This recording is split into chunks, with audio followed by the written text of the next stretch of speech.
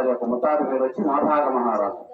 సూర్యవంశము వంశం ఏంటంటే ఇప్పుడు మీరు ఇంటి పేరు చెప్తారు, ఫలానా ఇంటి పేరు కాబట్టి అది ఏ వంశమైనా తల్లి లెక్క చెప్తాం అనమాట. అట్లా రాముల వారికి వచ్చేప్పటికి ఏమవుతుందంటే సూర్యవంశం, ఆయన వంశం ఏంటంటే సూర్యవంశము. నాభాగ మహారాజు యొక్క ముది మనవడు.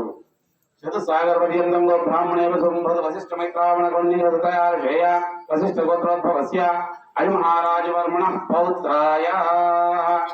తాతగారు నాభాగ మహారాజు అయితే తాతగారు రాముల వారి యొక్క తండ్రి ఎవరయ్యా అంటే అజమహారాజు. చతుసాగర పర్యంతంలో బ్రాహ్మణేవ సంభద వశిష్ఠ మైత్రావణ కొండీయ వశిష్ఠ గోత్రోద్భవాయ దశరథ మహారాజ వర్మణ పుత్రాయ.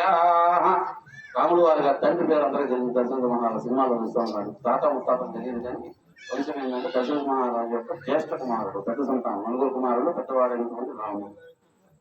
చతుసాగర పర్యంతం గోబ్రాహ్మణేవ సంభవ